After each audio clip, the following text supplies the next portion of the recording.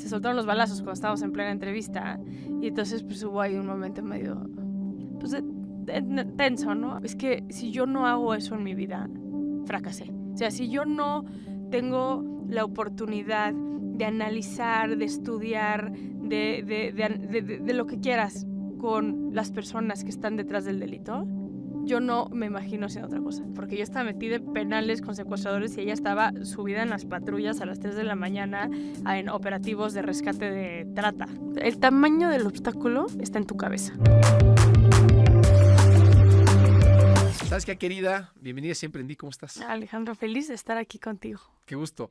Oye, hoy en la oficina le decía a María de mi equipo, oye, va a estar Saskia conmigo hoy en Así Emprendí. Y me dice, no manches, soy su fan, no lo puedo creer. Le dije, yo tampoco, estamos muy contentos muchos de que estés aquí con nosotros. Muchas gracias por invitarme. Ya yo decía, cada que subías un capítulo nuevo, yo decía, ¿por qué no me invita a mí? ¿Por qué no hemos cuadrado a mí?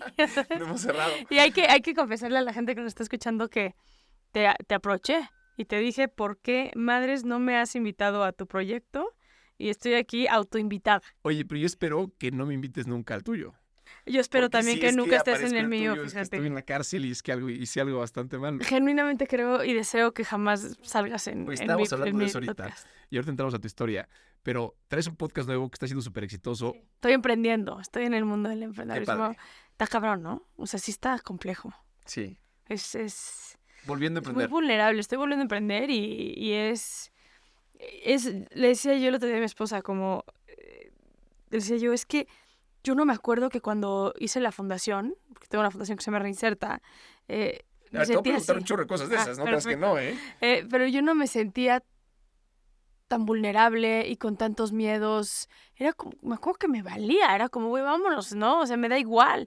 Y ahorita, no sé si la madurez trae más conciencia o hay más responsabilidades o el que sea mamá, no sé qué sea, pero es como esta vulnerabilidad, este miedo de decir se da y de repente me despierto y digo, voy a hacer esto. Y cuando estoy haciéndolo es como, pero lo estoy haciendo bien, pero sí será así, pero no, o sea, como que, y eso no me acordaba de emprender, que está duro. Y antes te soltabas más y te dejabas ir y no te importabas, no te frenabas para ver. Sí, no me acuerdo de haber tenido estos miedos. Ya. No sé si te pase a ti, pero sí, como con muchas A inseguridades. ver, yo siempre he sido medio nervioso, ansioso. Entonces sí me acuerdo en mi vida que cuando estoy a punto de tomar una decisión importante siempre me genera algo de ruidito. nervio. Y que lo pienso 2 veces y que luego la gente me dice, oye, obviamente lo tienes que hacer porque lo harías perfecto y será muy fácil y demás. Y luego requiero esas validaciones externas que uno no se da a sí mismo. Claro. A mí lo que me pasa es que yo tengo el síndrome del impostor. Okay. Y es cuando ya lanzo algo, digo, o sea, tipo mi podcast o mis libros, ¿no? Soy autora de 5 libros y justo la semana pasada salió el último libro. Y decía, lo veía yo y decía, güey, ¿estará bueno? O sea, sí, lo veía yo, ¿por qué aquí no le metí? O sea, cuando lancé, me acuerdo que el primer capítulo de Penitencia, que se llama mi podcast, lo hice con un güey que es un sicario de un cartel. Y me acuerdo que estuve yo ahí grabando y decía yo, qué buen capítulo, güey. Este capítulo va a quedar cabrón.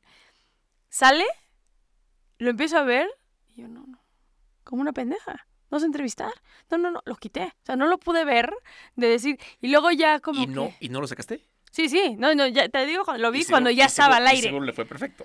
Sí, ahorita ya tiene casi 2 millones de views y tiene un chorro de comentarios y 1000 gente me escribió como de, güey, está increíble, qué bruto, qué entrevista, qué manera, qué temblanza, porque se soltaron los balazos cuando estábamos en plena entrevista y entonces pues hubo ahí un momento medio, pues tenso, ¿no? Sí. Cuando escuchas balazos adentro de una cárcel cuando estás entrevistando a un sicario no es el momento más tranquilo. Hubo plomazos. Hubo plomazos. Durante la entrevista. Sí, durante la entrevista. Porque un Y plomazo donde sea te genera te asusta, nervio, pero adentro de la plomazos cárcel. adentro de la cárcel. Sí, no está padre. No estuvo padre. Y todo está documentado porque Alex Reider, el productor, y aparte dueño y señor del podcast, siguió grabando. Y entonces está todo como parte del podcast. Y me acuerdo cuando lo vi, dije, y yo luego ya cuando la gente empieza a decir, güey, está increíble, y empieza a ver números y así, es como, ok. O sea, sí está gustando, qué bien, pero yo no puedo disfrutar. O sea, esos nervios que tú sientes, a mí lo que me pasa es que yo no puedo disfrutar cuando lanzo algo. Sí. No puedo, no. muchas veces, tipo, cuando salió este quinto libro, me desperté y le dije a Mariel, le dije, hoy sale mi libro. ¿Cómo? ¿Por qué no me dijiste? ¿Por qué no estamos celebrando? ¿Por qué no? Yo no sé, como que no sé. Es horrible, la verdad. Aquí venimos a hablar de temas de emprendimiento. Y tú tienes varios emprendimientos. El podcast es uno, tus libros es otro. Y sobre todo Reinserta, ¿ok? Quiero regresarme a desde que eras joven, porque escoges estudiar Derecho porque ya te gustaba el tema Porque no criminal. había criminología. Yo quería Ok. estudiar criminología.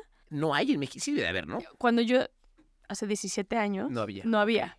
18, no había. Solamente había en algunas universidades criminología, pero era más como criminalística y estaba en algunas universidades como la UNAM, pero en el área médica. O sea, era Sí. un rollo mucho más forense. Como de el análisis de un cuerpo que le entró una bala, o que es Postmortem, asesinado. Sí, Ujú. autopsia, sí. Y yo lo que quería era criminología. O sea, ¿Por qué te nace este interés por los crímenes? así, o sea, esa pregunta que Vocación. es vocación. O sea, yo O sea, veías la tele y decías, ¿y eso está brutal o...? justo ahorita estoy haciendo una serie y estaba en la mañana hablando con la directora de la serie y estamos hablando de Hannibal y del silencio Sí. de los inocentes. Y yo le decía, es que yo cuando era chiquita veía el silencio de los inocentes. Esa escena, recordarás muy bien, cuando Jodie Foster entra al pasillo, pero se sube al elevador y es como una mujer muy chiquita en tamaño y en un elevador adentro de una cárcel rodeada de puros hombres, ¿no? Entonces desde ahí es como ella y se ve que voltea a ver y es la única mujer entre puros hombres, historia de mi vida, y luego Paz llega y Paz le abren la puerta y como que camina un pasillo y llega a la reja donde está Hannibal, ¿no? Y le dice algo así como I've been waiting for you, Clarice, o una cosa así. Sí. Yo me acuerdo cuando yo veía ese capítulo, yo decía, es que, ¿cómo le hago para ser Clarice? O sea, luego me di cuenta que también, no nada más quería ser Clarice, pero me gustaba Clarice también. Entonces era una serie de emociones muy cabronas, ¿sabes? O sea, quería ser ella y quería con ella también. Pero yo la veía entrevistar a Hannibal y decía yo, es que si yo no hago eso en mi vida, fracasé. O sea, si yo no tengo la oportunidad de analizar, de estudiar, de lo que quieras con las personas que están detrás del delito, yo no me imagino haciendo otra cosa. Entonces, tuve la fortuna que desde muy chiquita sabía hacia dónde quería llegar. Sí, es una bendición. Es una bendición saber qué quieres hacer. Y es una o sea, eso es una suerte cabroncísima, porque la gran mayoría de la gente no le toca como que alinear la pasión de lo que le gusta con su trabajo, Sí. ¿no? O sea, un poco como que llegas a sexto de prepa y es como, güey, pues estoy en área 4 o en área 3 o lo que sea y pues voy a estudiar Derecho porque en mi familia todos son abogados, o voy a ser contador porque todos son contadores, o voy a lo que sea. Pues somos pocos los quienes nos despertamos todos los días y decimos, qué pado, me encanta. Y a toda la ¿sabes? gente exitosa le encanta su trabajo. Y chance por eso te va a Es que también la a ti. pasión es la única diferencia entre alguien. O sea, si tú tienes a dos personas que son muy buenas en lo que hacen, siempre va a ser mejor el que le apasiona eso. O sea, tú puedes tener dos médicos que son genios, que tienen el mismo IQ, que estudiaron lo mismo, que tienen la misma especialidad, que todo. Si uno lo hace con pasión, le va a romper la madre al otro. Sin duda. Es la Entonces llave. estudias Derecho. Y de ahí... Me meto al ITAM a estudiar Ok. Derecho, 5 años. Duro porque yo ya trabajaba. Durísimo, ¿no? Y yo ya trabajaba. ¿En qué? ¿Era algo criminal? Sí, en negociación de secuestros. Ok. Desde los 18. Y Nada más te fuiste light. sí, nada más me fui ahí como muy tranquilo. Porque aparte yo quería trabajar con secuestradores. O sea, era como una obsesión que yo tenía. Y los criminólogos suelen tener como Pero en su ese delito momento, preferido. negociación de secuestros, lo ve un despacho de abogados. ¿Quién veía? Una empresa de seguridad. Ok. Una empresa de seguridad privada y yo trabajaba ahí. Entonces mi vida entera era la empresa, Carstens Institute y el ITAM. Y yo soy malísima en la escuela. Entonces era una friega porque... A ver, no tan mala porque saliste del ITAM. No, pero fueron los 5 peores años de mi vida. porque luego estudié psicología en la Ibero y entendí lo que era ir a la universidad. También, digo, ya tenía 23 años, o sea, ya tenía otra edad y el modelo es muy distinto. Te voy a decir una cosa, Ale, como que algo que no te dicen cuando sales de prepa, o bueno, por lo menos de la prepa en la que yo vengo, mucho es como, ¿a dónde te vas a ir a estudiar? ¿No? O sea, ya se le invirtió en tu educación, ¿a dónde te vas a ir a estudiar? Sí. Y no es que universidad es para mí. Entonces, yo me acuerdo que mis amigos en la escuela, Harvard, Georgetown, NYU, Stanford, la que quieras, porque venimos de un modelo norteamericano. Y algo que yo nunca se me dijo es, ¿te has metido a ver los valores de esa escuela? ¿Te has metido a ver cómo opera esa escuela y si va de acuerdo a tu personalidad, si va de acuerdo a tus habilidades? Y el ITAM es el Instituto Tecnológico Autónomo de México, ¿no? Es muy tecnológico y yo soy muy humana. Sí. Entonces fueron años muy complicados para mí, que después me di cuenta, y esto lo aprendí después, demasiado tarde, en la Ibero, cuando la Ibero es, o sea, el logo de la Ibero es la humanidad, ¿no? Y no es que esté bien o esté mal, estoy muy agradecida con ambas escuelas. La Ibero particularmente me salvó la vida porque yo llegué muy deprimida a la Ibero, de haber pasado 5 años muy complicados en mi vida. ¿Tras la otra? Tras la otra, sí. Wow. Y Cuando... siempre cuando... trabajando. Siempre trabajando. O sea, yo nunca dejé de trabajar. Desde los 18 años entré a trabajar y no dejé un segundo de trabajar. Y ya entro a la Ibero y justo cuando entro a la Ibero se abre la Coordinación Nacional Antisecuestro. Que te acordarás que hace 17 años, que más como 12, 13 años, 14 años que pasó esto, pues el secuestro en México estaba en un boom muy, muy cabrón. Estaba todo el tema de Fernando Martí, estaba todo el tema de Wallace. Esto todavía con Calderón. Con Calderón, sí. Sí. No, ya entrando Peña. Okay. Entrando Peña. Y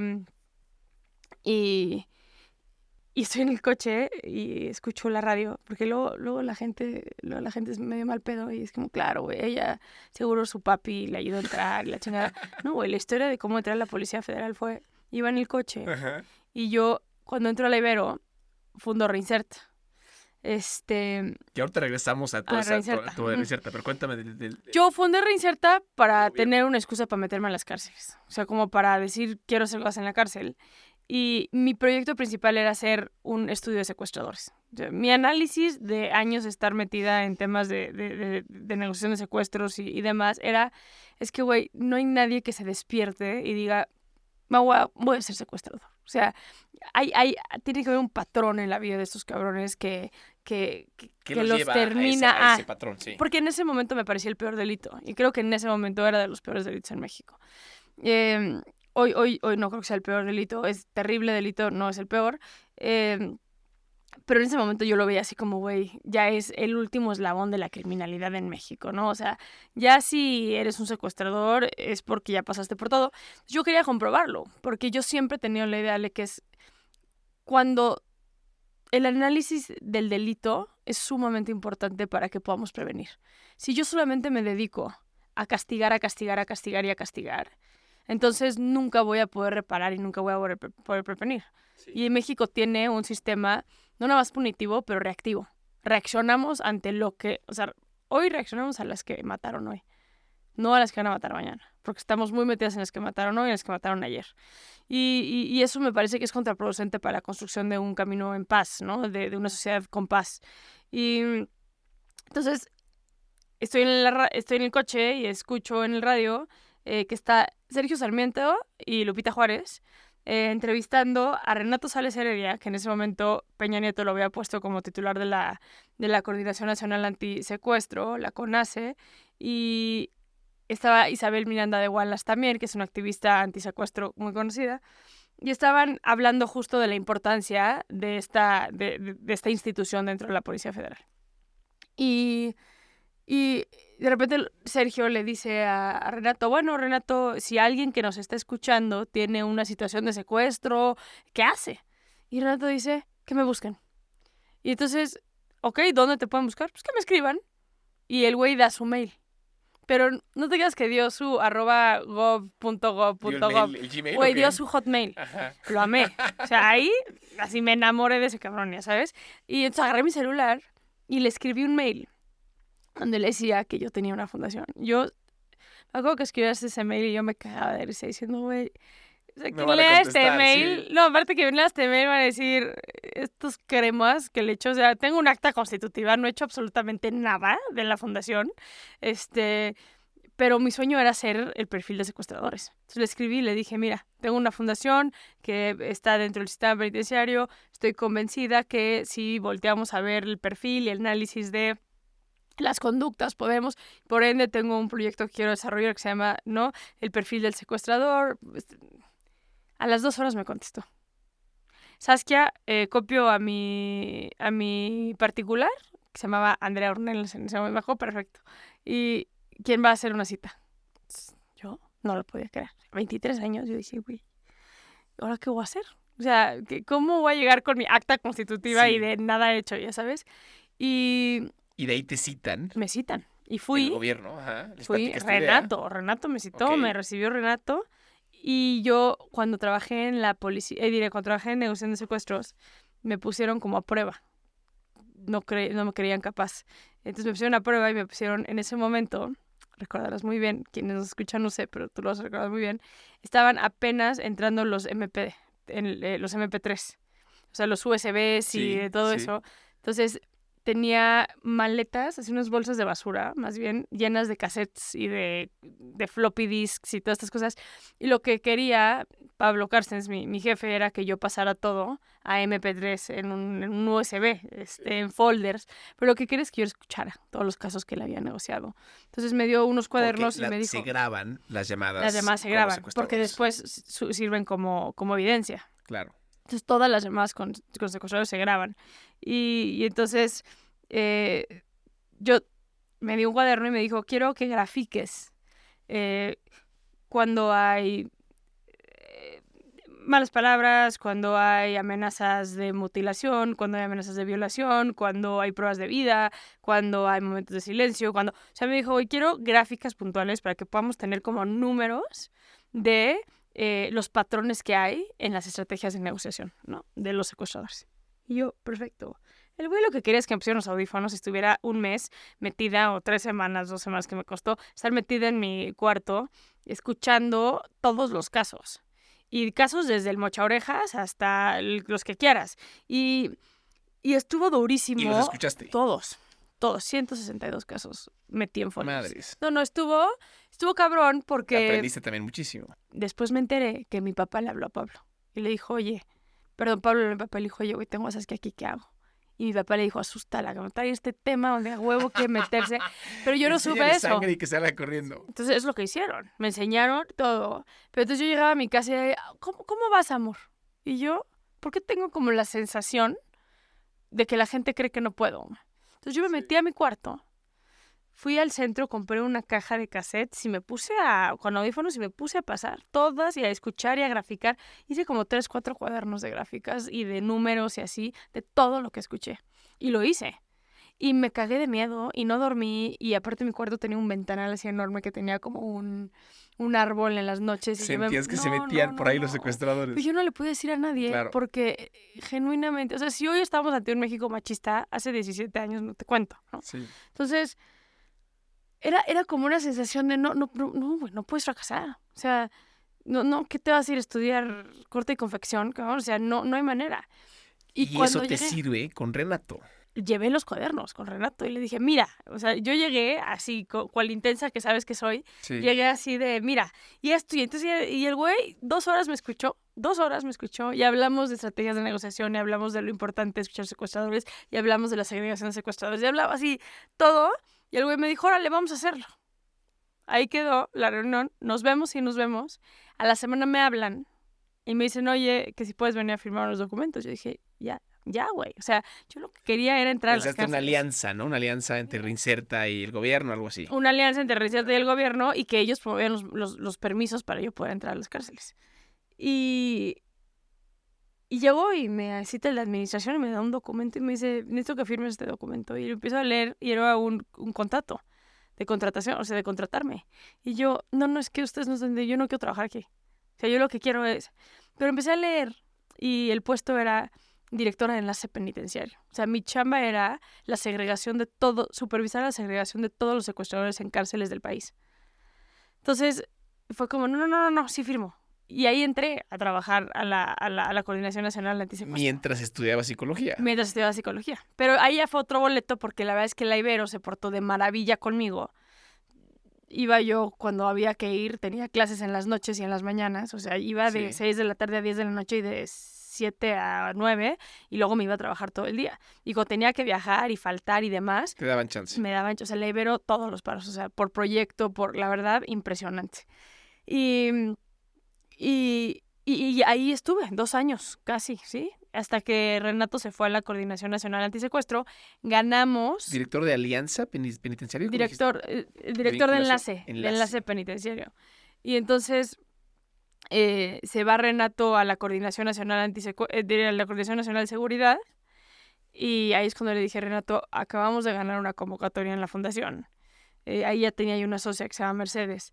Y nos van a dar $1 millón, el gobierno de Estados Unidos, y necesitamos echar a andar este proyecto.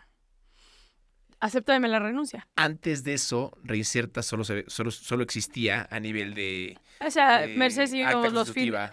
O sea, hacíamos cositas de que los fines de semana, tratábamos de crear proyectos, empezábamos como, a conocer, otras organizaciones que estuvieran haciendo cosas. Me acuerdo que nos sentamos con una fundación increíble que es de hombres que golpean a sus hombres que golpeaban a sus mujeres y que ahora ya no las golpean. Y entonces llevamos una plática increíble de por qué no la violencia de género en cárceles de hombres. O sea, sí empezábamos a hacer cosas, pero no los modelos que tiene Reinserta hoy. ¿Y Mercedes también tiene esta pasión por los crímenes? ¿O sí, pasó Mercedes por ayudar, trabajaba en Províctima. Okay. Mercedes es psicóloga, es experta en temas de trauma y de violencia extrema. Entonces Mercedes cagadísima, porque yo estaba metida en penales con secuestradores y ella estaba subida en las patrullas a las 3 de la mañana en operativos de rescate de trata, ya sabes. Entonces éramos como las locas de la Ibero que estábamos metidas como en este mundo. Vocación. Sí, pasión. Pero entonces estás chambeando en el gobierno. ¿Y cómo es que aplicas esta donativo de Mercedes? Nada más y nada menos? ¿Ella aplica? Mercedes, sí, Mercedes $1 millón, que es un chorro de lana. Es un chorro, y en ese momento teníamos 15,000 pesos en la cuenta, o sea, de donaciones de Family and Friends. Me acuerdo que, es más, no nos pudieron dar $1 millón porque el gobierno estadounidense tiene una cláusula en este donativo que solamente pueden multiplicar X cantidad de veces la cantidad de dinero que ya tienes en la cuenta. Claro. Entonces nos acabaron dando como $789,000 porque no pudieron llegar La fórmula funcionaba así. Sí. ¿Y ese funciona como tu capital semilla? Ese es mi capital semilla para crear el primer modelo de atención a niños reclutados por el narcotráfico. O sea, todo el tema de los niños y la delincuencia. ¿En ese momento tenías ya claro el objetivo de Reinserta? El objetivo de Reinserta nada tenía que ver con el que soy. En ese momento era atender la seguridad nacional por medio del sistema penitenciario. O sea, La base era, si una cárcel funciona, hay mejor sociedad. Ok. ¿Y crees en eso a la fecha? Sí, 100%. No, 100%. El tema es que la sociedad no. Entonces, nadie te da dinero para arreglar una cárcel. A la gente le valen las cárceles, al contrario, es dinero desperdiciado. Y también cuando te empiezas a meter al mundo, porque creo que parte de emprender es decir, a ver, quiero hacer eso, pero tengo la humildad día a día, minuto a minuto, de ir viendo cómo voy caminando y qué me voy topando. Yo creo que la gente que más fracasa es la gente que se aferra a unos objetivos y entonces no ve las áreas de oportunidad que hay cuando vas caminando en ese camino, ¿no? Claro. Aquí algo que hicimos mucho Mercedes y yo fue como ir entendiendo y diciendo, a ver, un ejemplo, la maternidad en prisión. Yo no sabía que había niños en la cárcel. No tenía la menor idea que niños nacían y vivían en las cárceles con sus mamás. Entonces, cuando me doy cuenta de eso... O sea, si estás embarazada, ¿tu hijo va a nacer contigo en la cárcel? Ajá. Y se puede quedar contigo en la cárcel. Entonces, ¿hasta qué edad? Hasta los 3 años. En ese momento no estaba regulado. La ley la hicimos nosotros. Pero Pero fue brutal ¿Y si te porque embarazas en la cárcel, igual? igual. Ujú. Sí, el tema es que el niño nazca en la cárcel. Eh, pero, por ejemplo, yo jamás me imaginé, si me hubieras dicho, Reinserta va a trabajar con niños en prisión, ¿cómo? ¿Niños en prisión de qué me hablas? Cuando vi que había niños en prisión, como que vas escogiendo tus batallas y también vas rascándole a la problemática, porque una cosa es poner una empresa y otra cosa es sociedad civil, que dices, bueno, a ver, vamos a meterle más, vamos a entrar más a la problemática, sin salirte de un objetivo puntual. El decir, ok, vámonos al fondo. Y lo que pudimos atender, donde vemos cambios puntuales en números, de la mano de oportunidades de donación, es lo que es Reinserta hoy, que son niñas, niños y adolescentes en contacto con la violencia extrema. ¿Y eso tiene que ver igual con el sistema penitenciario? ¿O son niños jóvenes en general? Tenemos 3 modelos. Okay. El primer modelo son adolescentes en conflicto con la ley, que tenemos la especialidad justo en el tema de reclutamiento. Que es gente que ya está... Que están en cárceles de menores. Okay. Se llaman comunidades de internamiento para adolescentes en conflicto con la ley. El segundo es NAPES, que son niños y adolescentes con un referente en prisión, que es todo un modelo de atención. Papá o alguien que esté en prisión. Okay. Papá o mamá o ellos viven en prisión, ¿no? Okay. Es porque su mamá está en prisión. Entonces tenemos todo ese modelo donde trabajamos espacios libres de violencia dentro de la cárcel, taller de paternidad, taller de maternidad, desarrollo infantil, primera infancia, etcétera, etcétera. Todo lo que tiene que ver con niñas, niños y adolescentes que de alguna manera su vida y su día a día tiene que ver con la cárcel.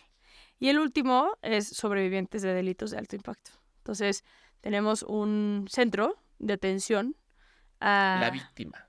El sobreviviente, sí. ¿Que intentaron asesinarlo o algo así? O sea, son puros niños, es abuso sexual, o sea, violencia sexual es lo que más tenemos.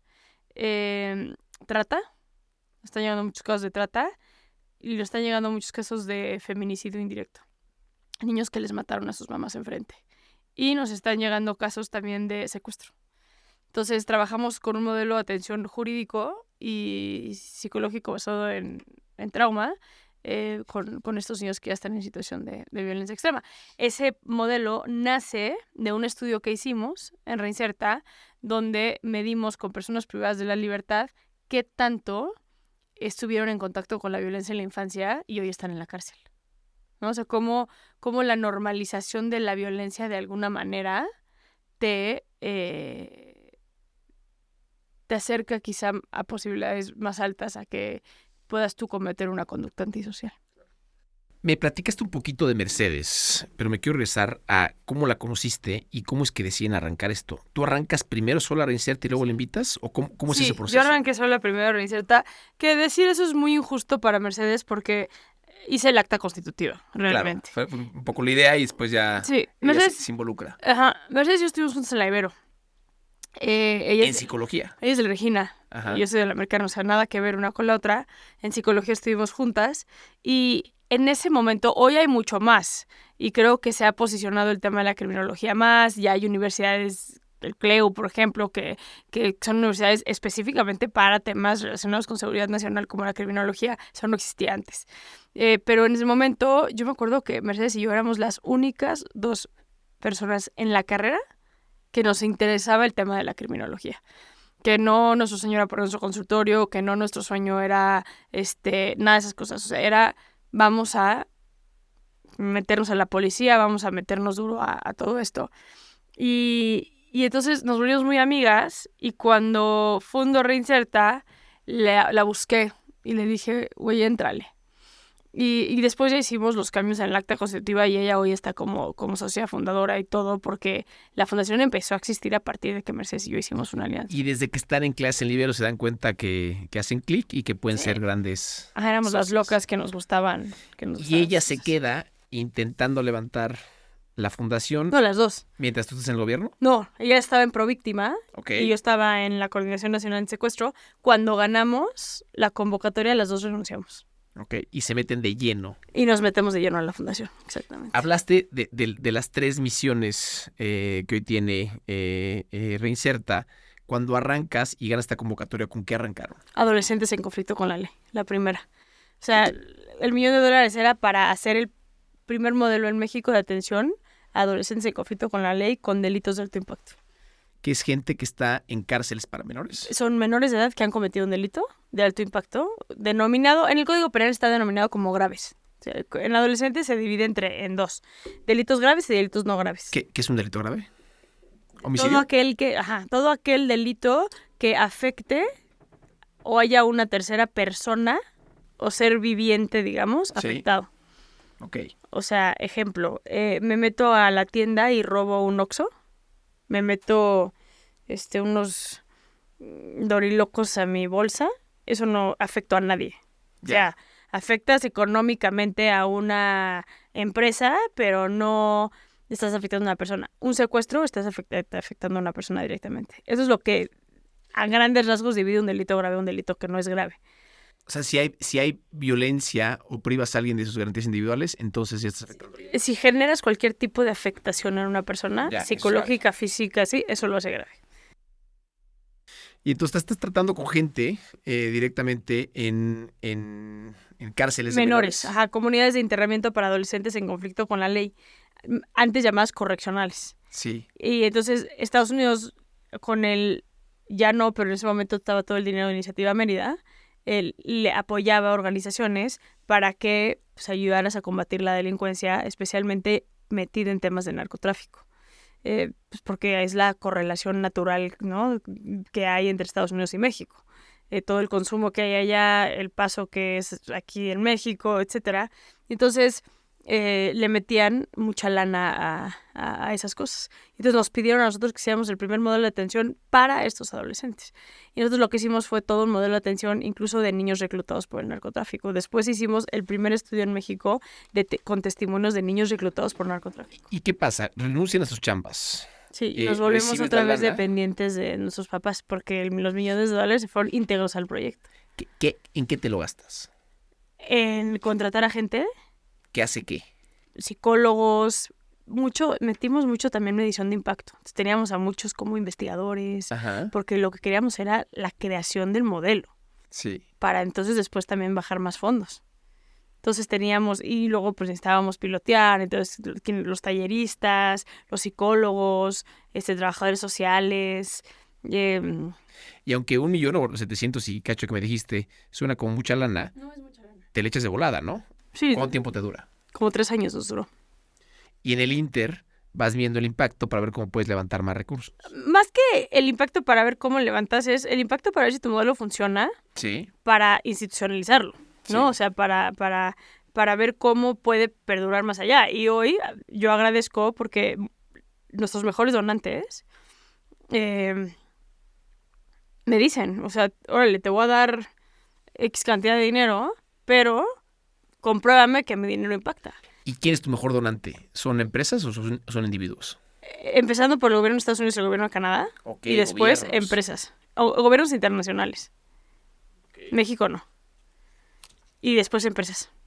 ¿Y tienes que ir, vas a verlos, a enseñarles un poco los resultados y demás? Sí, nos auditan, hacemos reportes trimestrales, todo. El área más fuerte de la fundación es la medición de impacto. O sea, todo lo estamos midiendo y todos nuestros modelos hoy son replicables, por ejemplo. Porque la idea de Reinserta es crecer a nivel internacional, especialmente en Latinoamérica. Pero... Replicar. Entonces, todos nuestros modelos se mide el impacto, hacemos investigación todos los años. Cada año sacamos una investigación nueva de algún proyecto. Y... sí, todos los años hacemos investigación de un proyecto nuevo y tenemos resultados de todo. Hacemos todo menos asistencialismo. O sea, nunca hacemos algo o un proyecto que no se pueda medir. Para poder hacer deducible las donaciones, sobre todo en México, es todo un rollo y mucha gente se atora ahí. Es una hueva. O sea, en México no hay cultura de donación. Y siempre entramos aquí en cada episodio algún concepto de negocio y en tu caso pensaba entrar a la complejidad que es eso, ¿no? En México tienes que tener en tu descripción ciertas cosas que si no tienes esa descripción no puedes recibir donaciones, ¿no? Estas son asistencia, educación, investigación, cultura, ecología, becas, desarrollo social, apoyo económico o incluso temas de bibliotecas y museos. ¿Fue fácil para ti sacar la fundación? En su momento fue muy fácil. Lo que es más fácil es... Ahorita sé que es muy complejo por toda la cultura que con el gobierno actual se ha generado a través de sociedad civil, pero hace años esa no existía. Entonces nos constituimos y nos dieron como a los 8 meses la donataria autorizada, que es como el permiso que te dice la gente puede deducir impuestos contigo. Sí. No te creas, o sea, la gente ve como la deducción de impuestos como la gran área de oportunidad. No. No lo es. O sea, sin duda Pero los si no lo empresarios que tienes, nos dan la dinero. gente no te da dinero, ¿no? Las empresas no te dan dinero. Pero yo lo que he sentido es que lo usan más como para comprobar tu legitimidad. Ya. Que realmente, porque no necesariamente te dan lo que está dentro de su 7%. Si ya pasaste ese circo de hacer todo eso, entonces es que sí estás... Y por ejemplo, los gobiernos de Estados Unidos te piden ese documento y ni les sirve. Pero te lo piden un poco para ver, porque la donataria autorizada... Sí, porque la donataria autorizada es un documento que se te tiene que renovar. Sí. Y eso es porque estás al tanto con el SAT, porque estás, ¿no? Entonces, es como un documento que te da cierta legitimidad, ¿no?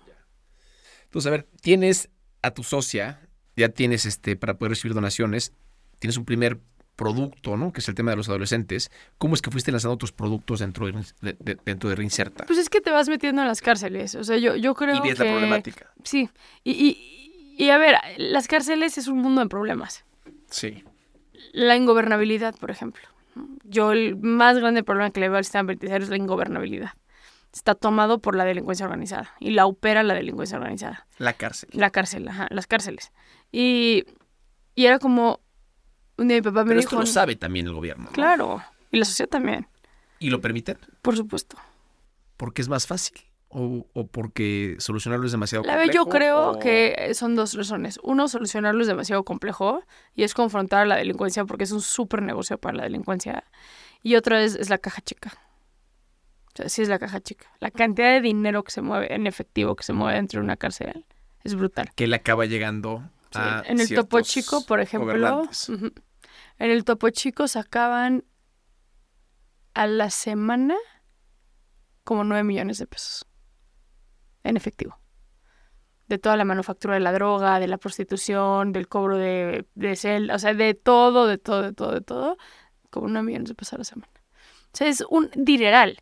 Y cuando son elecciones y así te das cuenta, se mueve y son las negociaciones, porque es dinero que nunca se va a rastrear. Ese dinero tiene que entrar de algún lado, entonces entra de los familiares y de gente que requiere protección y cuidados en la cárcel. Claro, y también de manufactura. O sea, en la cárcel hay desde call centers de extorsión. Call centers yo he visto, o sea, son mesas, güey. Mesas así como estas donde ponen los teléfonos y tú te sientas y rentas el teléfono. Y los custodios tienen el negocio en la gran mayoría de las cárceles. A espacios, hay penales que tienen manufactura de drogas. O sea, bodegas adentro de la cárcel donde se dedican a manufacturar drogas del cartel. No hablo porque estoy en shock. Es que sí está cabrón, o sea, y esto no me lo cuenta. Yo cuando estaba en la Coordinación Nacional de Secuestro, me tocó sacar una víctima de secuestro de una cárcel, imagínate. O sea, alguien que estaba secuestrado y que lo tenían dentro de la cárcel, dentro de la cárcel guardado. Dimos con la geolocalización del negociador y estaba dentro de un penal. Y cuando reventaron el penal, estaba la víctima dentro de la celda. Las imágenes que yo tengo de cárceles que van a ser similares a las de la gente es cárceles americanas que salen en películas o de repente el altiplano donde estuvo el Chapo que se escapó. Pero realmente no tengo imágenes de otras cárceles. Nada que ver. Y entiendo que debe ser, o sea, entiendo que hay gente que duerme parada porque no hay... No, duerme parada colchones, y... Se amarran. Hay enfermedades, por ejemplo, hay una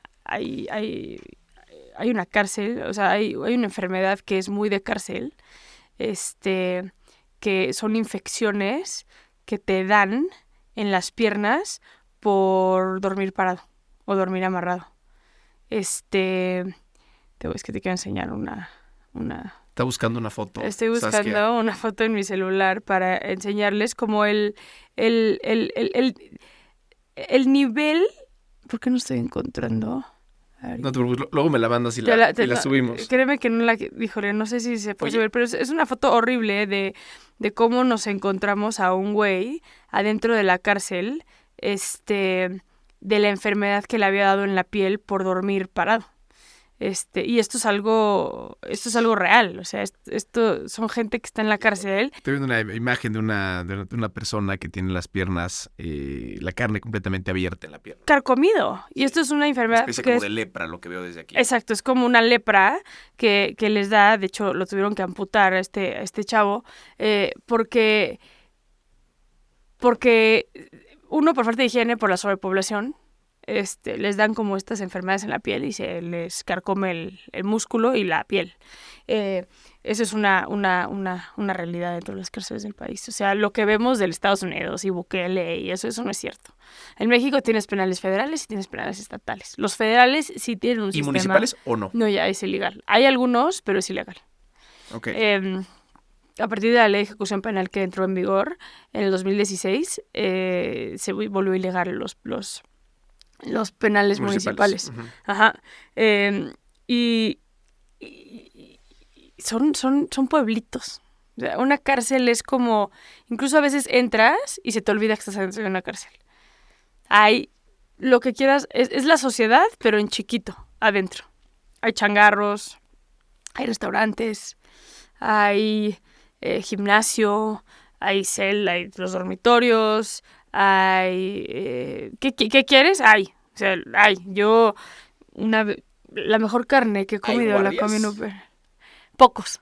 El promedio de guardia en la Ciudad de México, por ejemplo, es de 1 por cada 300. ¡Ay, Dios! Sí, hay muy pocos. Guardia y custodia hay muy poca. Y hay demasiadas personas en la cárcel. Y hay una sobrepoblación brutal. O sea, tenemos penales donde tenemos 300 o 400% de sobrepoblación. Entonces, es una densidad. Una vez fui a un penal donde se tomaban turnos para dormir en las noches, porque si se metían todos en el dormitorio a la misma vez, no había suficiente oxígeno. Madres. Entonces, la dinámica era cada ciertas horas, se salían al patio, entraban, dormían, salían al patio, entraban ahora y así. Por la ausencia de oxígeno dentro del cuarto. Está muy cañón. Está muy cañón porque la gente no entiende que la gente ha malinterpretado la justicia con la venganza en este país. Creemos que la venganza es una manera de hacer justicia, cosa que no es cierto. La realidad es que o sea, una cárcel que funciona no es un tema de, ay, güey, ¿por qué le vas a dar derechos a los criminales? No, cabrón. Yo no quiero que este güey salga de la cárcel y siga haciendo las mismas chingaderas que estaba haciendo antes. Claro. Y eso, perdón, pero hoy mis impuestos se están yendo a la basura porque mis impuestos se están yendo a, entre otras cosas, mantener unas cárceles con cabrones que van a salir a hacer exactamente lo mismo o peor que estaban haciendo antes. Sí, y no nada más eso. Ganan conocimiento criminal Claro, en la cárcel. es la universidad del crimen. Pero no más eso, están operando desde dentro de la cárcel. O sea, a mí lo que más me ofende de las extorsiones es como, ¿cómo, güey? O sea, me estás vendiendo que estás desarticulando a un criminal, porque, ¿no? Eso dicen los medios y las autoridades. Detuvimos a Juan Pérez, Ricardo. Sí, güey, y le va a pegar el teléfono desde adentro o va... y no, me estás dando tole con él, me estás mintiendo. Y esa es la parte que me cuesta muchísimo trabajo. Pero estamos ante una sociedad como muy enojada. Y la venganza genera esa falsa percepción de justicia. Y la gente está ávida por justicia en un país donde no hay Estado de Derecho. Entonces es un círculo vicioso muy complicado. ¿Que tiene solución? Sí creo que tiene solución, siempre y cuando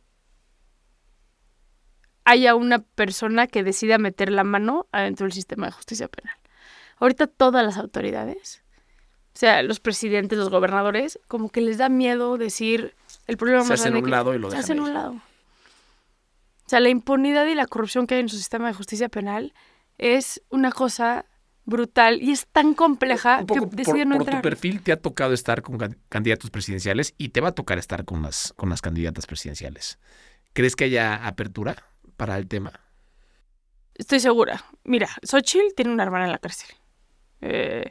Y sé que conoce bien el sistema de justicia penal porque le tocó enfrentar una hermana, aparte inocente, porque yo conozco muy bien a la hermana de Xóchitl, y es una mujer inocente, en prisión, que se han ensañado con ella cañón, por temas políticos. Y esto nunca lo voy a decir Xóchitl, pues sí lo digo yo, y conozco el expediente y el caso de la hermana de Xóchitl. Y Claudia sé perfectamente bien que tiene un equipo de expertos en materia de seguridad que le saben al tema, y sé perfectamente bien, porque habla mucho de salud mental, Claudia, que quiere meterse a temas que tengan que ver con dignificación y como la mejora de la institución. Yo creo que lo que está pasando es una olla a punto de explotar, el sistema de justicia penal en su totalidad, incluyendo los centros penitenciarios, y los gobernantes que vienen ya no van a poder hacerse tan güeyes, la verdad. Porque les está explotando la cara. O sea, ve hoy lo que son las noticias. Sí, el tema de seguridad es un tema ya prioritario. Súper prioritario. De repente es el tema más caliente que hay ahorita de cara a las elecciones. Pero no nada más es un tema de inseguridad. También ya es un tema de las capacidades de las autoridades ante Correcto. Los problemas de inseguridad. Antes era como, hay un chingo de secuestros, ¿no? Y eran los malos contra los buenos. Hoy encuentran el cuerpo de una mujer muerta en Nuevo León, Devani. Todos nos enteramos de Devani, todos tenemos esa imagen de Devani parando el taxi vestida de café, o sea, todos tenemos esa imagen. Toda la crítica de Devani fue la incompetencia de la Fiscalía de Nuevo León. Ese fue el discurso. Y entonces ya la propia sociedad ya está confrontando a las autoridades a decir, ya no nos podemos hacer pendejos. O sea, esto que pasó en la Ciudad de México hace no muchos días de Montserrat, la chava que la propia policía sacó el cuerpo de la casa donde la habían matado, haciéndolo querer pasar como... Ya la discusión es esa. Y creo que es algo bueno porque los gobernantes que entren ya no van a tener de otra que verlo. Le tienes que entrar. Me quiero regresar un poco al tema de emprendedurismo porque eres extremadamente emprendedora. O sea, lanzaste Reinserta, llevas 5 libros, tienes un podcast. Algo muy útil para la gente que nos escucha es cómo te organizas. Porque estás metida en muchas cosas. ¿Cómo le haces para...? Porque el día se acaba, ¿no? Sí. ¿Tienes una cierta rutina, un hábito que te hace que llevas para organizarte mejor? No soy la mujer más ordenada. ¿A qué hora escribes? ¿Sabes qué he hecho? Tengo un muy buen equipo a mi alrededor. Empezando por mi socia, por Mercedes. Y tengo gente a mí, o sea, soy muy buena delegando. Eso sí lo sé hacer muy bien. Y eso me ayuda muchísimo. Porque si yo no supiera delegar, sería como muy complicado sacar todas las cosas. Pero para mis libros tengo una muy buena editora y editor. Tengo una chava que trabaja de la mano conmigo que es buenísima y que es la vieja más ordenada de México, que se llama Mine, y me soluciona la existencia desde... Estuve en contacto con ella. Sí. Mine yo sin Mine me muero, literal me muero. Pero eso, creo que aprender a delegar y hacer equipo hace que las manos se multipliquen. Y eso ha sido maravilloso para mí. Súper tip. Oye, en tu proceso de crecimiento, estuviste casada, te separaste. Me divorcié. Y luego te vuelves a casar. Uh-huh. ¿Cómo ha sido este proceso en tu vida? Encontrarte a ti misma. Es complicado. Afrontar la realidad que tal vez siempre supiste. Sí. ¿Qué nos puedes compartir de esto? A ver, lo que te puedo compartir de... Y lo que quieras compartir, porque de repente hay cosas que no quieras comentar. No tengo problema. ¿Ya sabes? No, cero. O sea, si algo he aprendido...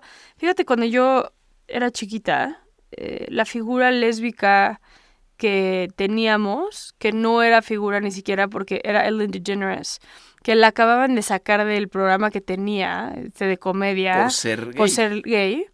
Y la sacaron de Hollywood por completo. O sea, fue una cosa brutal.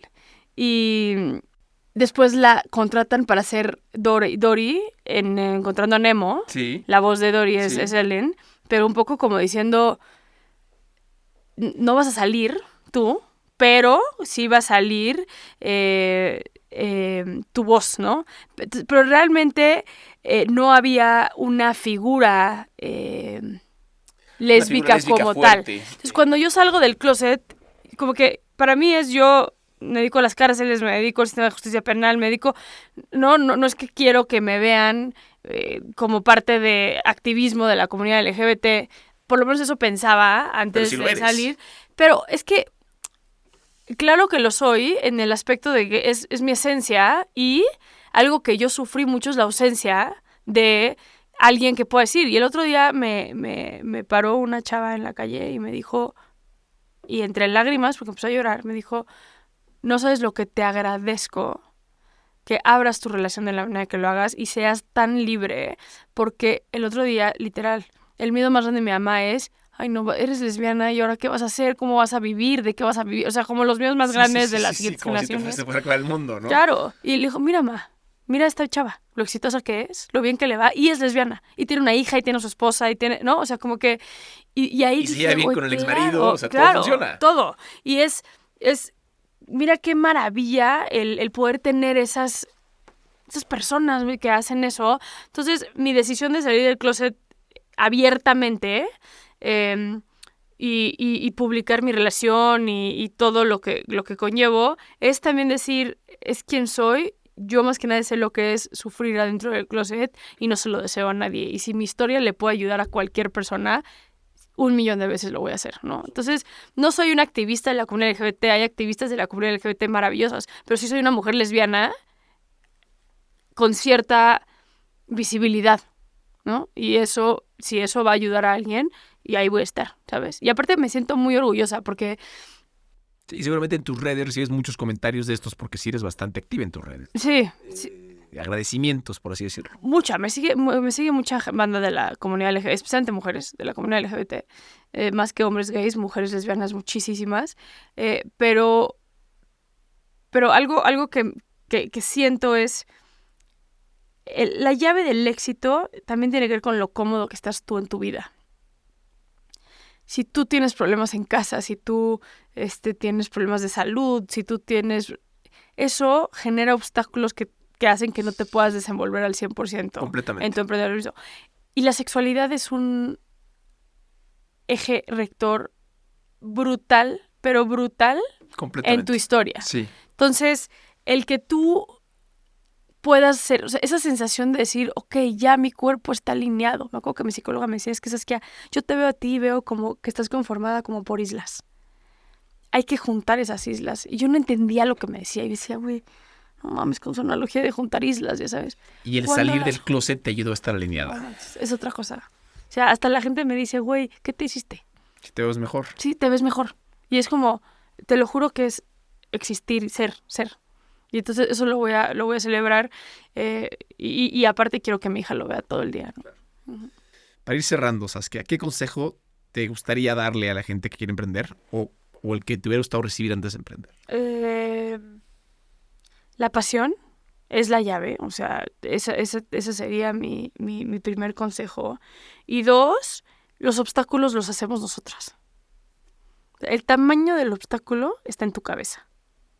A mí algo que he tenido la fortuna es los obstáculos los veo en retroactivo.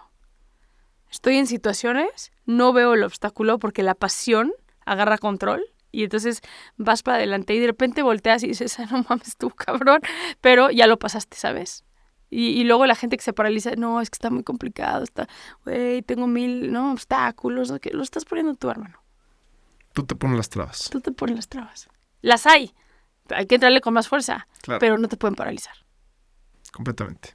¿Dónde te podemos seguir? @Saskia Nino y @Reinserta. Gracias, Saskia. No, a ti. Gracias verdad, por invitarme. No, feliz de la vida.